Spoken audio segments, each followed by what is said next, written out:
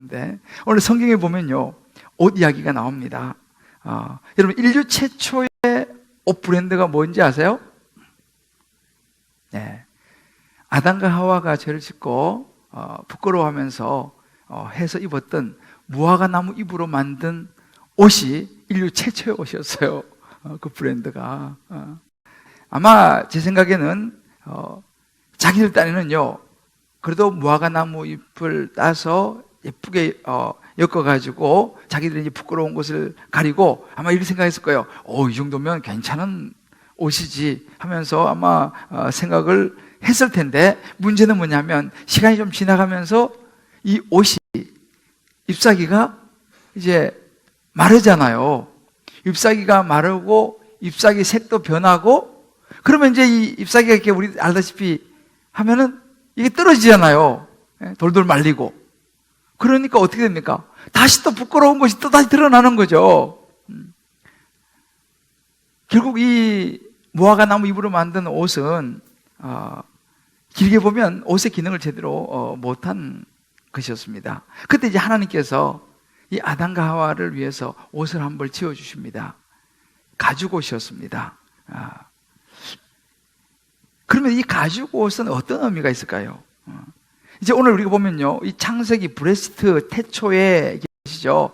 이 태초의 모든 것이 처음입니다. 그래서 이 세상에 처음 옷이 만들어진 이 옷 이야기예요. 그러나 이 옷 이야기 속에는 굉장히 중요한 하나님의 구원의 이야기가 담겨 있습니다. 그래서 오늘도 이 창세기를 통해서 특별히 이 옷에 담긴 하나님의 구원의 깊은 뜻을 저와 여러분 잘 깨닫게 되는 시간 되시기를 주님의 이름으로 축복합니다.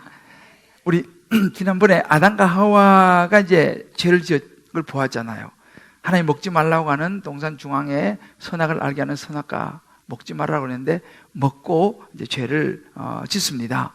죄는 불순종이라고 그랬죠. 하지 말라는 걸 한 거죠. 죄를 짓고 난 이후에 어떻게 됐습니까? 그래서 우리가 지난번에 타락 그 이후 봤는데, 그로 인해서 인생에 고통이 왔죠.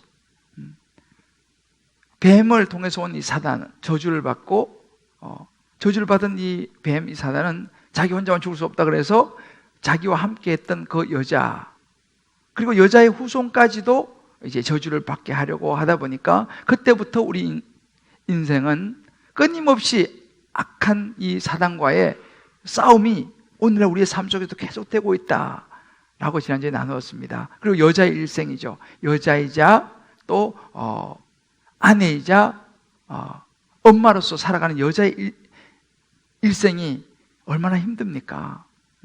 그런 고통이 왔고, 남자는 또 어떻습니까? 먹고 살아야잖아요. 먹고 살아야 얼마나 힘듭니까? 땀 흘리고 수고해야 되고, 정말 평생도록 그렇게 고생을 해야 되는 남자의 일생, 이 고통으로 왔죠. 그것이 다가 아니죠. 영원히 살 수 있었던 인간은 반드시 필연적으로 죽음이라고 하는, 죽어야 된다라고 하는 죄의 대가를 치러야 했습니다. 이것이 이제 우리가 본 이 죄의 결과입니다. 타락 그 이후에 우리 인간에게 온 고통이죠. 하나님은 그러나 그렇게 죄로 인해서 우리 인생이 이렇게 고통과 힘들게 살아가야 되는 것이 우리 인간입니다. 이게 우리 인생의 운명이에요. 근데 하나님은 그런 죄로 말미암는 우리 인생의 운명도, 우리 인생의 그 고통도 바꾸어 주십니다. 어떻게 바꾼다고요? 그 고통과 고난을 통해서 하나님께 돌아오게 하십니다. 하나님께 돌아오게 되면 하나님께서 돌아온 그 자녀들을, 아담과 하와를, 우리들을 받아주시고, 우리의 인생이 고생으로만 끝나는 것이 아니라 정말 감사와 또 가치 있는 삶으로, 무엇보다 그 돌아온 그 고난과 고생 통해서 하나님 앞에 나온 그들을 구원하셔서 영원한 생명을 주셨습니다. 그래서 우리 인생은 고통이 끝이 아니라 하나님의 구원으로 이어지는 모습을 우린 지난주에 이제 살펴보았습니다. 그렇다면 이제 오늘은 이렇게 죄로 인해서 우리 인생은 고통을 당하면서 살아갈 수밖에 없는 존재인데, 어떻게 우리 인생이 고통으로 끝나지 않을 수 있는가라는 거죠.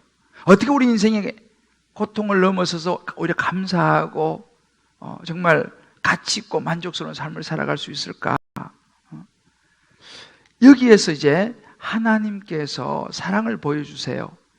하나님이 그 아담과 하와의 죄를 끌어안으십니다. 그리고 아담과 하와에게 회복의 통로를 여세요. 이게 이제 하나님의 사랑으로 나타납니다. 그래서 여러분 잘 아시는 성경 구절을 보면 하나님이 세상을 이처럼 사랑하사 독생자를 주셨다. 하나님 너무 세상을 사랑하셔서 하나님께 없는 아들 주셔서 이는 그를 믿는 자마다 멸망으로 지옥으로 가지 않고 영원한 생명을 얻게 하셨다라고 예수님께서 하나님께서 말씀하시죠. 이게 하나님의 사랑입니다. 그래서 이 하나님의 사랑이 결국은 고통으로 끝난 인생을 고통이 아니라 구원으로 정말 소망으로 이제 이끌어 가시는 모습을 보여주십니다. 그렇다면 이 하나님의 사랑은 어떤 식으로 시작됐을까요? 모든 건 다 시작이지 않습니까? 이 창세기가. 여러분 기억하시죠? 아담과 하와가 죄를 짓고 선악과를 따먹고 부끄러워서 두려워 숨었지 않습니까? 그때 하나님이 아담을 찾으시죠. 아담아, 네가 어디 있느냐? 라고 찾으시는 모습.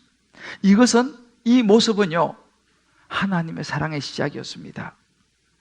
보통 우리가 자녀를 길러보면 압니다만, 부모가 자녀를 찾는다는 것은 아직 그 자녀를 포기하지 않았다는 이야기예요.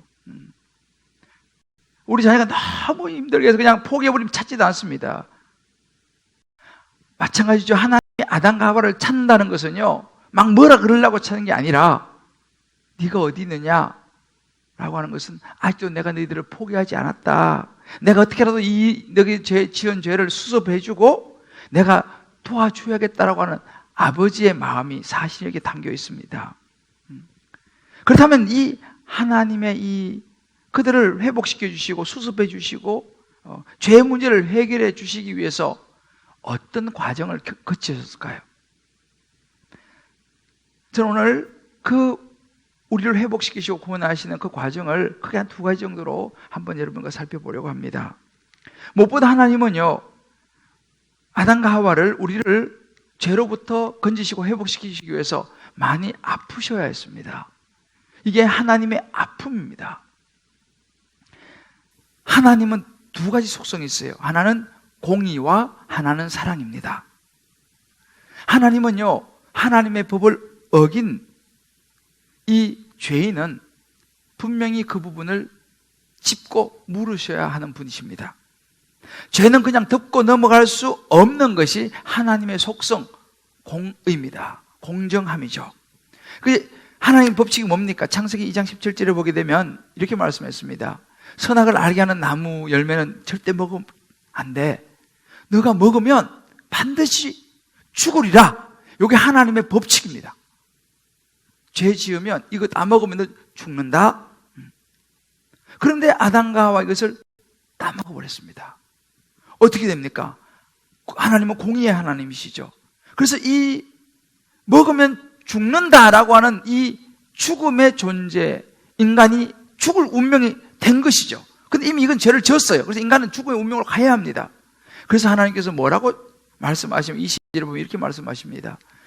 여호와 하나님이 이르시되 보라, 이 사람이 선악을 아는 일에 우리 중 하나와 같이 되었으니 그가 그의 손을 들어 생명나무 열매도 따먹고 영생할까 하노라. 여러분, 에덴 동산에는요, 영원히 살 수 있는 생명나무가 있었고 열매가 있습니다. 그걸 먹으면 영원히 사는 거예요.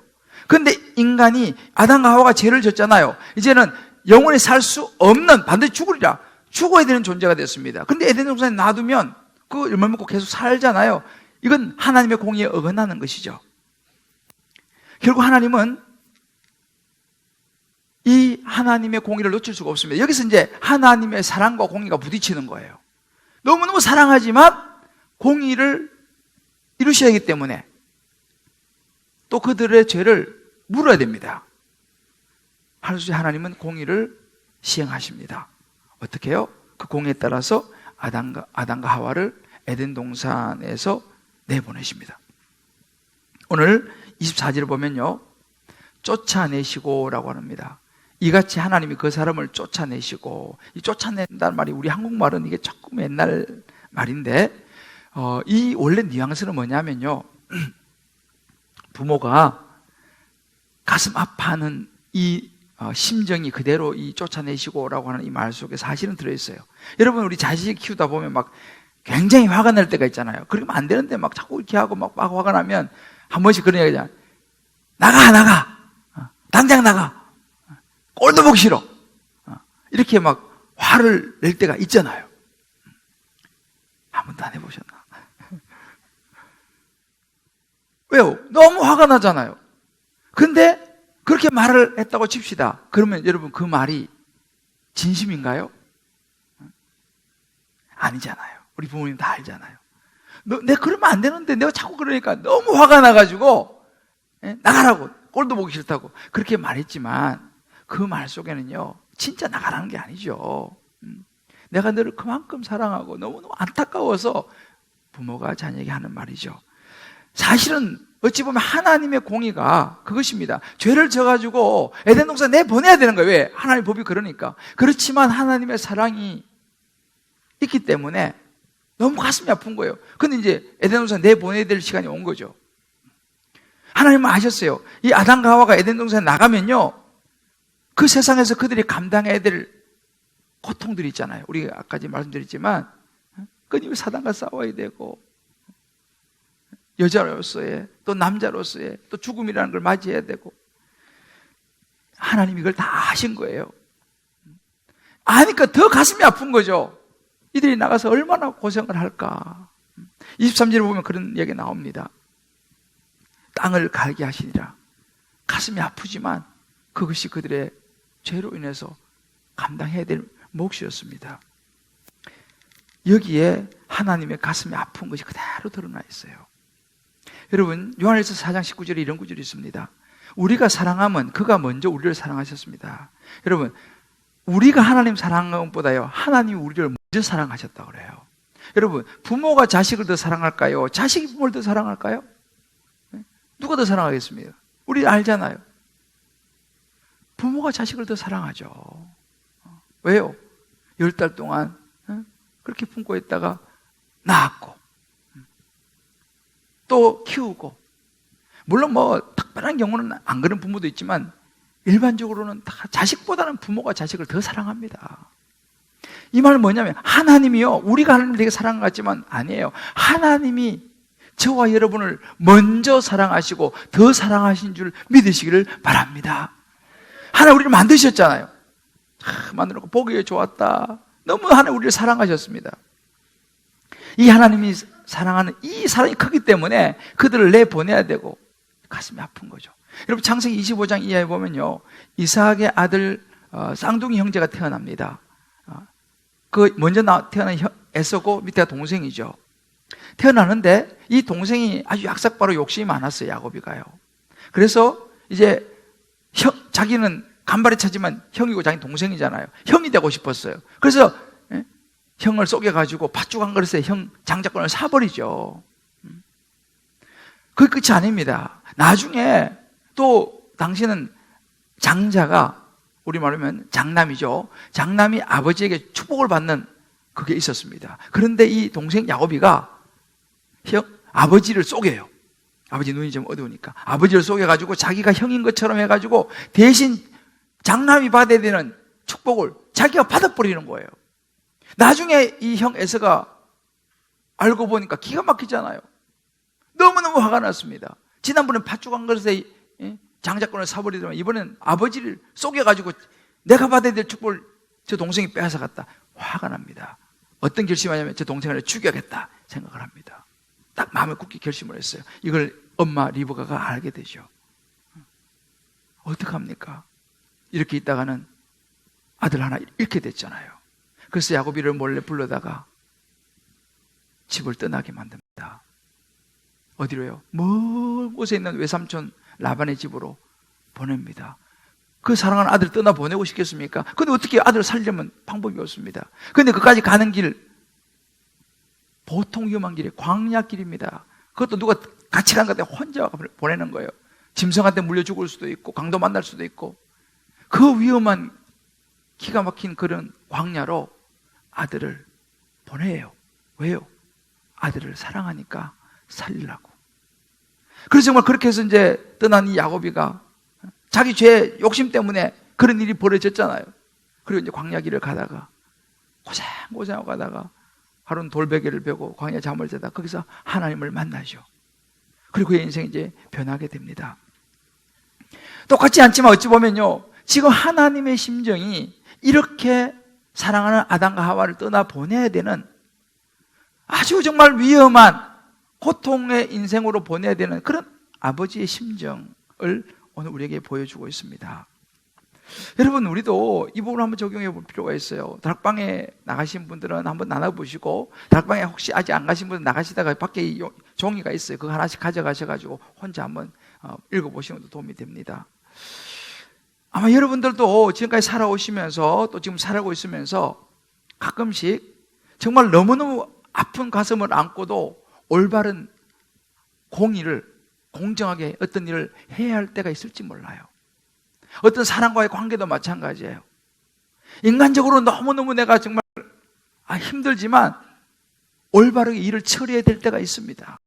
그럴 때 무척 아마 힘들 거예요. 그런 상황에 있는 분이 계실지 모르겠습니다. 어떤 사람은요, 그것이 너무 힘들어서 죄인 줄 알면서 그냥 덮고 그냥 묻어두고 그렇게 그냥 끊어내지 못하고 계속 죄에 끌려다서 가고 있는 분이 계실지도 모르겠습니다.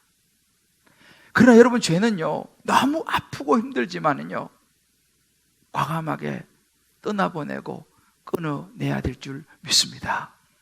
저와 여러분이 우리의 삶 속에서 아프고 힘들지만 아닌 것, 하나님 보시기에 옳지 못한 것은 힘들어도 떠나보내고 잘라낼 수 있는, 가지게 할 수 있는 저와 여러분 되시기를 주님의 이름으로 축복합니다. 이제 이 하나님의 이 아픔을 넘어서 다음에 나오는 것이 뭐냐? 하나님의 사랑입니다. 이 하나님의 사랑, 하나님은 공의의 하나님이시지만 하나님은 사랑이셨습니다. 그래서 하나님은 이 에덴 동산에서 아담과 하와를 내보내시면서 그냥 내보낸 게 아니라 그들을 위해서 손수 가죽 옷을 지어서 입히십니다. 이것이 하나님의 사랑의 모습이에요. 오늘 21절에 보면 여호와 하나님이 아담과 그의 아내를 위하여 가죽 옷을 지어 입히시니라 그랬습니다.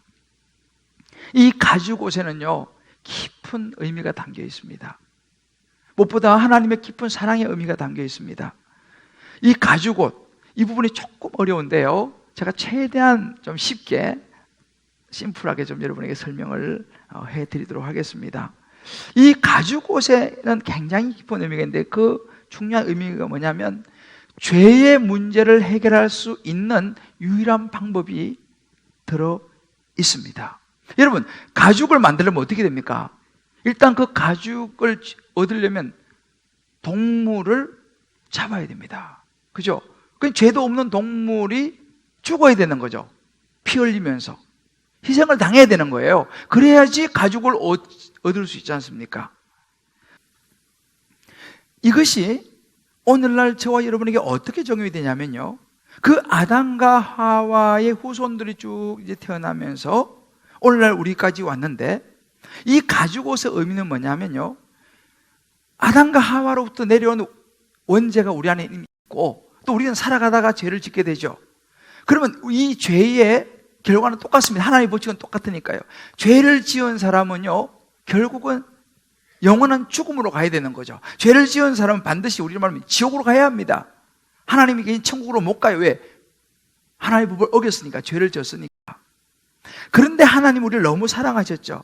그래서 하나님께 하신 것이 뭐냐면 가죽옷을 준비하셨는데, 그것은 뭐냐면 하나님께서 죄 없는 하나님의 아들 예수님을 이 땅의 사람의 모양으로 태어나게 하신 거죠. 그래서 우리의 모든 죄를 다 짊어지시고 십자가에서 피 흘리시면서 죽으셨습니다. 그리고 사흘 만에 부활하셨죠. 예수님이 이렇게 십자가에서 피 흘려 죽으신 이 희생이 있었기 때문에 이 희생으로 말미암아서 아담과 하와를 위해서 동물을 잡아서 희생시키고 가죽옷을 지어준 것처럼 아무런 죄가 없는 하나님의 아들 예수님이 이 땅에 오셔서 우리의 모든 죄를 다 사해 주시기 위해서 대신 십자가에서 수치를 당하면서 피 흘려 죽으셨어요. 그러므로 우리가 이 예수님을 이제는 받아들이게 되면요, 그것이 우리에게 가죽 옷이 되어서 우리가 영원한 생명을 얻을 수 있게 된 줄 믿으시기를 바랍니다. 이것이 가죽 옷의 의미입니다. 그래서 요한복음 3장 16절 여러분 잘 아는 구절이잖아요. 하나님이 세상을, 하나님이 저와 여러분을 이렇게 사랑하셨어요. 너무너무 사랑했어요. 그래서 사랑하지만 공의의 하나님이니까 우리 죄를 심판하셔야 되니까 독생자를 주셨다는 말이죠. 예수님을 이 땅에 보내셨습니다. 우리에게 가죽 옷을 입혀주시기 위해서.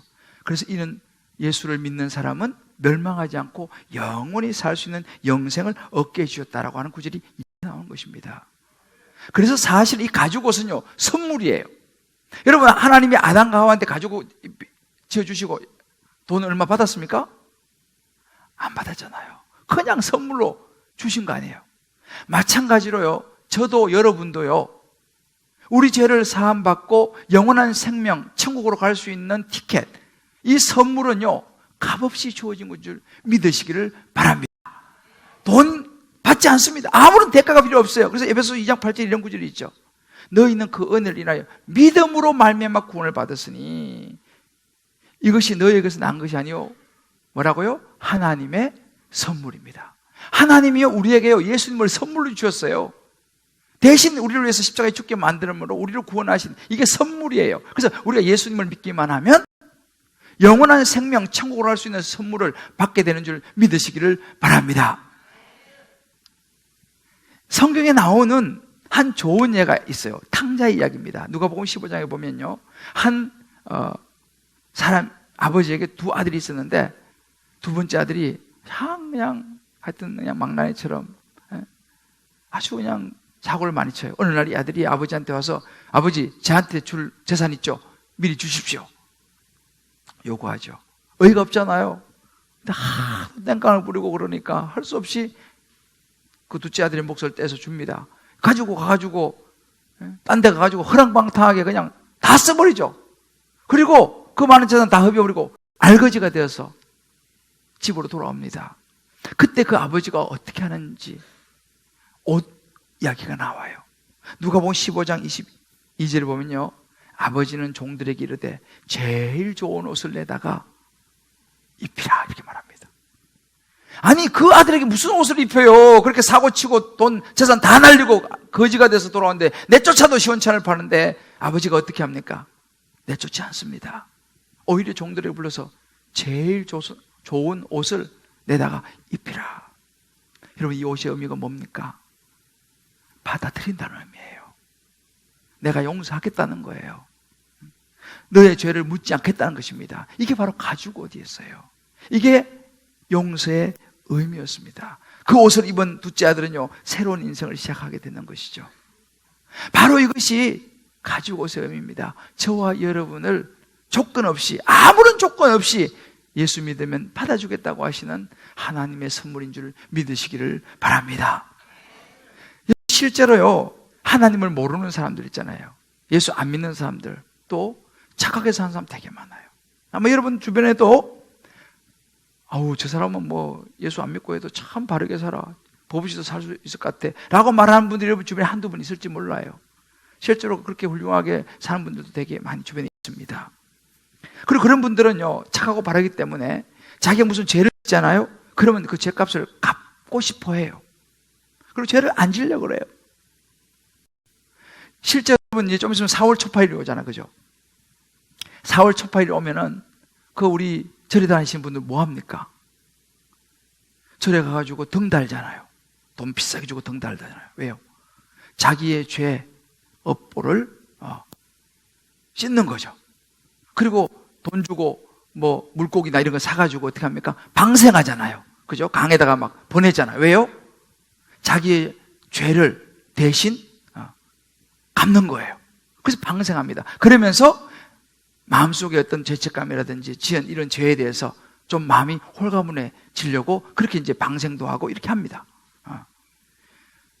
좋은 일을 하죠. 실제 인도 같은 데 가보면요, 고행하는 사람이 들어있어요.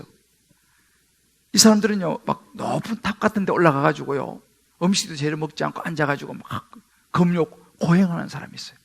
막 자기 몸을 고생시키는 이런 사람이 있어요. 왜요? 자기 죄값을 치르려고. 얼마나 양심적입니까? 죄 짓고도 모른 척 하는 사람도 많은데, 우리 주변에 그런 사람이 되게 의외로 많이 있어요. 바르게 살려고. 그런데 과연 여러분 생각해 보십시오. 그게 가능할까요? 방생 돈 비싸게 주고 사가지고 물고기 놓아주고 방생한다고 해서 마음속에 있는 지은 죄가 없어질까요? 죄책감이 없어질까요? 부끄러움이 없어질까요? 잠깐은 좀 홀가분해 느껴질지 모르지만요, 그거 한다고 해서 없어지지 않는다고 우리 알지 않습니까? 그 등 단다고 해가지고 내 모든 죄가 사라지고 완전히 새로운 사람이 된 그거 아니라는 거 우리가 알지 않습니까? 우리는 살면서 알게 모르게 죄를 짓게 됩니다. 이 죄는 어떻게 나타납니까? 우리 마음속에, 사람들은 몰라도요, 마음이 괴로워요, 두려워요. 무슨 일 있으면 아이고 내가 죄를 지어서 그런가, 불안해요, 죄책감이 있어요. 막 자신이 막 정죄감이 몰려올 때가 있습니다. 그런데 우리가 좀 착한 일을 한다고 해서, 종교적으로 선행을 한다고 해서 이런 게 사라지겠냐는 것입니다. 여러분, 사라집니까? 우리는 압니다. 그런 거 한다고 해서 내 마음에, 사람들이 모를지라도 나는 아는 그 죄가 사라지지 않는다는 걸 우리는 알아요. 그래서 사람들은요, 그것을 어떻게라도 좀 감추고 부끄러움을 어떻게라도 좀 커 보여보려고 학벌을 추구하죠. 최고의 학벌을 추구합니다. 많은 돈을 벌기를 원합니다. 명예를 가지기 원합니다. 좋은 자리에 올라가기를 원합니다. 그리고 잊어보려고 세상 즐거움을 찾아다닙니다. 요즘 우리 사회 연예인들 마약 좀 두들겨서 하지 않습니까? 마약을 합니다. 어떤 사람들은 여자들과 즐기는 것으로 잊어보려고 해요. 마음속에 그런 괴로움도 잊어보려고 해요. 어떤 사람은 술을 마시죠. 잊어보려고 해요. 여러분, 이런 많은 것을 하면 과연 우리 마음속에 있는 죄책감과 두려움과 부끄러움이 사라질까요? 우리 영혼의 갈증이 해결이 될까요? 여러분, 연예인들이 돈도 많고 유명하고 인기도 많은데 왜 마약을 하고 왜 이상한 일탈을 합니까? 그것으로 채워지지 않는다는 이야기죠. 왜 그렇습니까?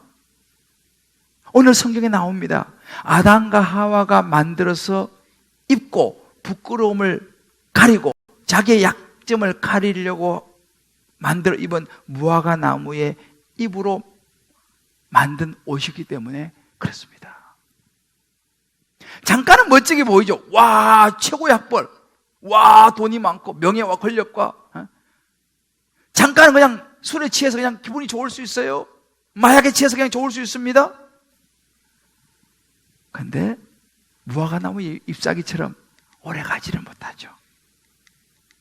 조금 시간이 지나면 시들죠. 술에서 깨면 더 부끄러워지죠. 마약을 하고 나면 더 두려워지죠. 또다시 옷을 만들어야 합니다. 또다시 술을 먹어야 합니다. 또다시 마약을 해야 됩니다. 또다시 돈을 찾아가야 합니다. 우리 자신이 지은 무화과 나무로 잎으로 만든 옷이기 때문에 그렇습니다. 그러나 그런 옷들은 끊임없이 갈증이 나는 거죠. 그러나 가죽 옷은 그렇지 않습니다. 예수님께서 십자가의 보혈로 우리를 십자가의 모든 위에서 우리의 모든 죄를 다 담당하시고 죽으신, 그러므로 인해서 우리가 입게 된 이 가죽옷, 구원이라고 하는, 영원한 생명이라고 하는, 결코 변하지도 않는 이 예수님으로 말미암은 옷을 입게 되면요, 우리 마음에 진정한 영혼의 쉼과 평안이 오는 줄을 믿으시기를 바랍니다. 돈이 좀 없어도 괜찮아요. 학벌이 좀 부족해도 괜찮아요. 남들이 볼 때 크게 성공하지 못해도 괜찮습니다. 왜요? 하나님께서 입혀주신 구원의 옷이 있기 때문에, 하나님이 나를 알아주시기 때문에, 하나님이 나를 사랑해 주시는 것을 알기 때문이죠.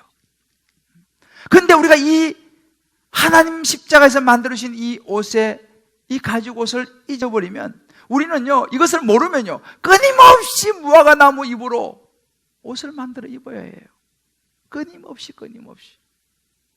그래서 끊임없이 나를 자랑해야 됩니다. 나의 의의를 드러내야 됩니다. 내 자존심이 조금도 상하면 안 돼요. 내 존재감을 자꾸만 드러내야 됩니다. 왜요? 그것이 내 옷이니까. 그걸 입어야지 내가 부끄러움을 감출 수 있으니까. 저와 여러분 모두가 하나님의 구원의 은혜, 십자가를 통해서 우리 위해서 죽으시고 부활하심으로 말미암아 입혀주신 구원의 은혜에 가죽 옷을 다 입고 살아갈 수 있는 저와 여러분 되시기를 주님의 이름으로 축복합니다. 할렐루야. 이 옷 입으면 만족이 와요. 좀 부족해도 괜찮아요. 왜요? 하나님이 입혀주신 옷이잖아요. 남들보다 학벌이 좀 떨어져도 괜찮아요. 그 하나님 주신 옷을 입고 있기 때문이죠. 남들이 좀 뭐라 그래도 괜찮아요. 왜요? 하나님이 주신 옷이 있잖아요. 할렐루야. 오늘 그렇다면 저와 여러분은, 여기 오신 분들 우리 모두 다 예수님을 믿고 구원받은 가죽옷을 입고 살아가는 줄을 믿습니다. 아직도 혹시 헷갈리는 분 있으시면 이번 따뜻한 동행에 다시 확실하게 가죽옷을 입게 될 줄 믿습니다. 우리가 이렇게 구원의 가죽옷을 입은 사람은 어떻게 살아야 할까요? 그 첫 번째는요, 이 하나님의 은혜를 잊어버려서는 안 됩니다. 가죽 옷의 은혜를 모르면요, 또 내 힘으로 살아가려고 해요. 또 그런 거, 외부적인 것을 가지고 나를 자꾸만 덮으려고 하고 드러내려고 해요. 제가 이 옷 하면 생각나는 것이, 저는 이제 시골에서 자라서 이제 대학을 졸업하고 신학대학원을 제가 가게 됐습니다. 제가 다니던 그 시골은 교회가 아주 작아요. 옛날에 지금 미자립 교회, 성도들도 뭐 많지 않죠. 시골의 교회 다니는 사람 많지 않으니까. 근데 그 교회에서 제가 처음으로 이제 신학을 하러 가게 된 거예요. 말하자면 이제 목사가 되는 길을 제가 이제 가게 된 거죠. 그래서 그 당시 그 시골 교회는 이제 작기 때문에 목사님도 안 오시고 전도사님이 계셨어요. 담임 전도사님. 근데 야, 대조가 서울로 신학 공부하러 대학원을 간대. 이제 성도들이 다 알았잖아요. 제가 마지막에 이제 떠나기 얼마 전에 그 시골에서 몇 분 되지도 않지만 그 권사님, 또 그 나이 드신 집사님들, 또 우리 어머니 이렇게 해서 쌈짓돈을 모았어요. 뭐 시골 분들이 돈이 어디 있어요? 그 당시 벌써 수십 년 전이니까. 근데 그 돈을, 쌈짓돈을 모아가지고요, 그걸 전도사님을 준 거예요. 그러니까 그 전도사님이 그 돈을 가지고 저를 데리고 구미 읍내로 나갔어요. 구미 읍내로 가갖고 기성복 양복을 한 벌 사줬어요, 저한테. 기성복. 제가 처음 양복을 입은. 그래서 그 기성복 양복을 한 벌 사줘가지고 제가 그 양복을 들고 서울에 올라왔어요. 그리고 이제 대학원을 다니면서 제가 처음 전도사를 하게 됐습니다. 제가 처음 전도사를 됐을 때 교회에서 맡은 부서가 초등학교 1학년, 2학년 부서였어요. 유년부. 그러니까 유년부 전도사가 된 거죠. 그런데 저는요, 이제 학교 기숙사에 그때 있었는데 주일이 되면 그 양복을 꺼내서 입는 거예요. 그 양복을 꺼내 입을 때마다요, 제 마음이 얼마나 감격스러운지 몰라요. 어찌 보면 기성복 뭐 후줄근에 볼지 모르겠지만은 그 기성복 양복은요, 보통 양복이 아니었죠. 그 시골에서 우리 어머니 또 우리 권사님 집사님들이 돈 쌈짓돈 모아가지고 사준 그 한 벌, 그리고 지금도 그분들이 나를 위해서 기도하고 계실 거라 생각을 하면요, 제 가슴이 막 뛰었어요. 그리고 감격스러웠어요. 주일날 가가지고 설교를 1학년, 2학년에 앉혀놓고 설교를 하려고 그러면요, 저는 그 양복 입기만 해도 은혜가 되는데 그 양복 입고 설교를 앞에 서면요, 눈물이 그렇게 많이 났어요. 뭐 다른 그 양복 자체가 은혜가 돼가지고 지금도 나를 시키도 하고, 남들이 볼 때는 별 볼일 없어 보이지만 제겐 너무너무 정말 소중한 기도의 옷이었던 것이죠. 저도 여러분 마찬가지입니다. 우리가 살아가면서 정말 하나님이 하나밖에 없는 아들을 이 땅에 보내서 십자가에 못 박아 죽이면서까지 우리를 사랑하시고 우리에게 입혀주신 구원의 은혜의 이 가죽옷, 절대 저와 여러분 잊지 말고 살아갈 수 있기를 주의 이름으로 축복합니다. 하나님 나를 구원해 주셨지. 하나님 나에게 예수님 십자가에 못 박으면서 내게 구원의 가죽옷을 입혀주셨지. 이 마음을 가지고 저와 여러분 한결같이 신앙생활 하시고 살아갈 수 있기를 축복합니다. 그리고 또 한 가지 잊지 않을 것은요, 우리만 이 구원의 가죽옷을 입고 살아가면 안 되잖아요. 우리 주변에 이 사실을 모르는 사람들이 많이 있어요. 그래서 우리가 이름 지어낸 분들이 그런 분들이죠. 이분들은요, 지금도 무화과 나무 잎으로 만든 옷을 입고 그렇게 살아가는 거예요. 힘드는 거죠. 돈이 있어도 마음이 괴로운 거예요. 좋은 자리에 앉아 있어도 마음이 불편한 거예요. 왜요? 이 죄의 문제 해결하지 못하고 그렇게 살다가 어디 지옥 가는 거 아니겠습니까? 우리 그렇게 놔두면 안 되잖아요. 우리 그분들을 위해서 그래서 기도하는 거예요. 그래서 여러분들 이 가죽옷을 모르고 구원의 은혜를 모르고 살아가는 가족들 주변에 있는 분들요, 이제 다다음 주 되면은 따뜻한 동행 2주 동안 합니다. 꼭 초청할 수 있기를 바랍니다. 할렐루야. 기도하시고요, 꼭 초청하세요. 왜? 그분들에게도 예수 그리스도로 말미암는 구원의 은혜가 필요하고 그들도 천국 가야 되지 않겠습니까? 할렐루야. 또 한 가지 우리가 기억해야 될 것은 뭐냐면 용서하며 살아야 합니다. 여러분, 용서처럼 힘든 것도 없어요. 근데 우리 용서해야 돼요. 왜요? 우리도 용서받았잖아요. 우리도 죄 지어서 지옥 가야 되는데 하나님이 예수님 십자가에 달아서 죽게 하심으로 우리를 용서하셨잖아요. 우리 가죽옷을 입혀주셨지 않습니까? 우리도 용서받은 사람입니다. 우리도 용서받았다면 우리도 다른 사람을 용서해야 되지 않겠습니까? 다른 사람을 용납하고 받아들여야 되지 않겠습니까? 이번에 그 브라질 아마존에 바나와 인디오라고 하는 부족들이 있다고 그래요.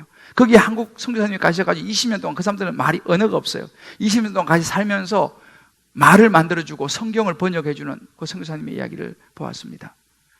근데 그 바나와 인디오 부족들에게 용서라고 하는 의미는 이런 의미라 그래요. 누군가의 잘못을 더 기억하지 않는 것. 그러니까 그 사람, 그 부족에게는 용서는 뭐냐? 너의 잘못을 잊어줄게. 너의 잘못을 더 이상 기억하지 않을게. 라고 하는 뜻이라는 거예요.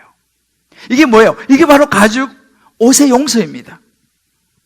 이제 여러분, 우리가 이번에 부활절 우리 고난주간을 맞이하면서요, 우리도 이 은혜를 입었기 때문에 여러분 주변에 정말 여러분을 힘들게 하고 섭섭하게 만들고 정말 힘들게 했던 그 사람이 있다면요, 이번 이 고난과 부활을 준비하면서 그들을 용서할 수 있게 되기를 주의 이름으로 축복합니다. 그것이 혹시 아내라면요, 혹은 남편이라면요, 혹은 자녀라면요, 부모라면요, 아니 직장 동료일 수도 있고 친구일 수도 있고 누구일 수도 있습니다. 우리를 힘들게 하고 섭섭하게 한 그 사람, 우리도 용서받은 사람이기 때문에 꼭 용서할 수 있기를 주님의 이름으로 축복합니다. 우리 한번 연습을 한번 해봅시다. 옆에 분은 이렇게 한번 서로 해봅시다. 너의 잘못을 잊어줄게. 이렇게 한번 우리 연습해 봅시다. 너의 잘못을 더 이상 기억하지 않을게. 할렐루야. 여러분, 오늘 집에 가서요, 꼭 이렇게 하세요. 너의 잘못을 내가 잊어줄게. 너의 잘못을 내가 더 이상 기억하지 않을게. 왜요? 우리도 그런 용서를 받은 사람 아니에요. 할렐루야.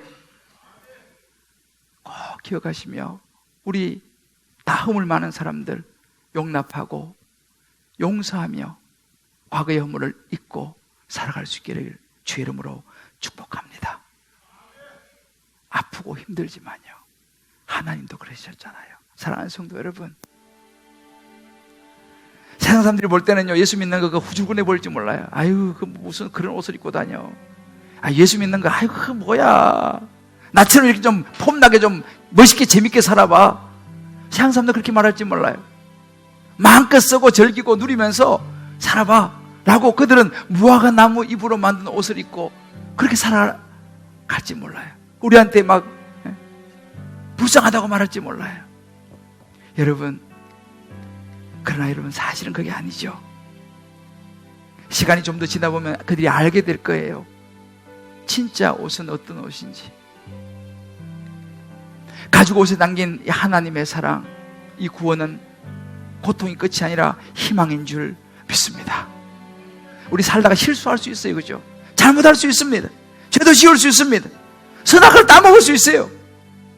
그러나 우리는요, 십자가의 은혜 앞으로 나아가기만 하면 하나님이 저와 여러분에게 용서해 주시고 받아주시고 영원히 헤어지지 않는 가죽옷을 입혀주신다는 사실을 믿으시기를 주의 이름으로 축복합니다.